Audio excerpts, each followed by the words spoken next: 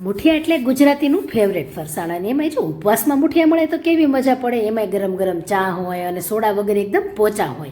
તો જો મોરૈયો લેવાનો છે તેને ગ્રાઇન્ડ કરી લેશું, સાથે શિંગદાણા લીધા છે તેને પણ ગ્રાઇન્ડ કરી લેશું, દૂધી લીધી છે તેને છીણી લેવાની છે. અને રેસીપી ગમે ને તો લાઇક કમેન્ટ આપી શેર કરવાનું ન ભૂલશો. મીઠું, હળદર પાવડર, લીલું મરચું, આદુનો ટુકડો છીણી લેશું. સાથે તેમાં ઘી ઉમેરી 1 કપ જેટલો રાજગરાનો લોટ ઉમેરી આ રીતે સેમી સોફ્ટ લોટ બાંધીશું અને તેના મુઠિયા બનાવી લેશું. એકદમ ફાસ્ટ ફ્લેમ રાખીને તેને 20 મિનિટ માટે સ્ટીમ કરી લેશું. અને જુઓ કેટલા સરસ સોડા વગર ફૂલી ગયા છે. એકદમ હવે ઠંડા કરી લેવાના છે. ત્યાર પછી તેને ટુકડા કરી લેવાના છે અને જો કેટલા સોફ્ટ બન્યા છે. એકવાર ટ્રાય કરજો.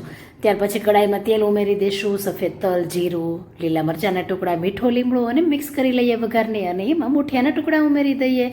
ખૂબ સરસ આ મુઠિયા બને છે. જ્યારે પણ વ્રત ઉપવાસ રહો ત્યારે ચોક્કસ ટ્રાય કરજો. ચાટ મસાલો, લીલા ધાણા ઉમેરીને સર્વ કરી લઈએ અને શેર કરવાનું ન ભૂલશો.